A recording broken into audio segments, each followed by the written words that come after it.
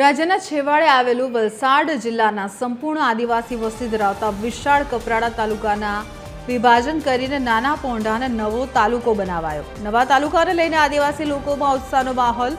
અગાઉ 128 ગામોનો કપરાડા તાલુકામાં સમાવેશ થતો હતો, જેથી તમામ ગામોને વિકાસનો પૂરતો ન્યાય નહોતો મળતો જેવી સ્થાનિકોની ફરિયાદ હતી। પરંતુ નવા તાલુકામાં હવે માત્ર 49 ગામો હોવાથી બંને તાલુકામાં સમાવેશ કરેલા ગામોના વિકાસનો વધુ વેગ મળી રહેશે।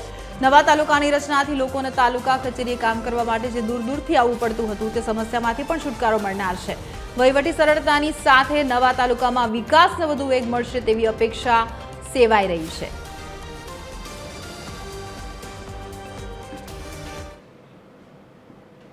एक कपराड़ा तालुका હતો એમાં ગામ પણ 128 હતા।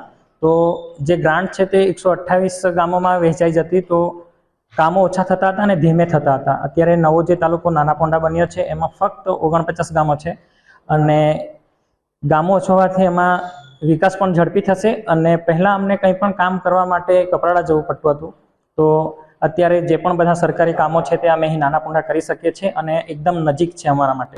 મૂળભૂત ધરમપુર તાલુકો તો ધરમપુર તાલુકામાંથી કપરાડાનું વિભાજન થયું 1997-98ના દાયકામાં। ત્યારબાદ 129 ગામ કપરાડા તાલુકામાં હતા અને કપરાડા તાલુકો પણ વસ્તીના દ્રષ્ટિએ ગણીએ તો 3 લાખની નજીકની વસ્તી થઈ ગઈ હતી।